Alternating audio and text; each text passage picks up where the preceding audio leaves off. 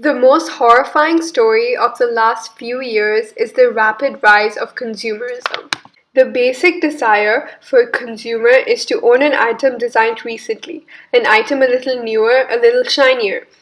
Consumerism threatens firstly our minds into believing that happiness depends on materialistic products, and secondly, it helps in constantly building waste up in our planet. There are millions of human beings in the world that are starving, that don't have access to clean water, and are living in a place so dangerous that they fear for their life every day. And yet, we are here in first world countries worshipping stuff. The worst thing is that we've given our minds and emotions into buying them.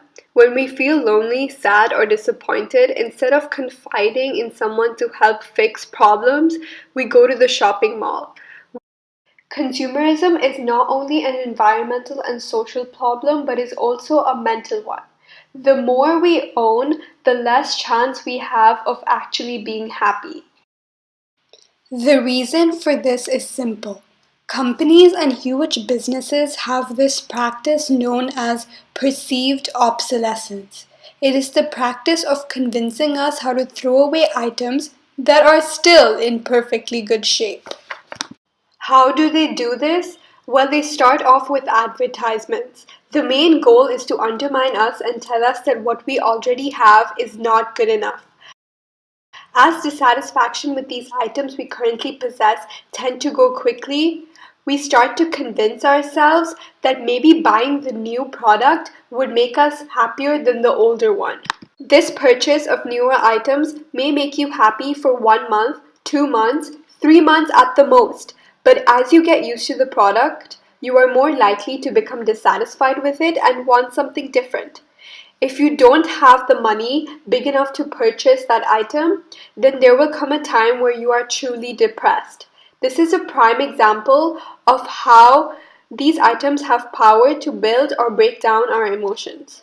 Scientists have discovered that the strong materialistic values also influence our social relationships. This is mainly because to afford all these items, we need to work more than before to bring money into our households.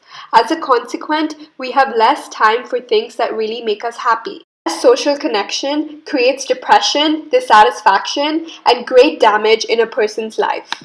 The only way to stop these emotional damages is to get out of the consumerism cycle completely.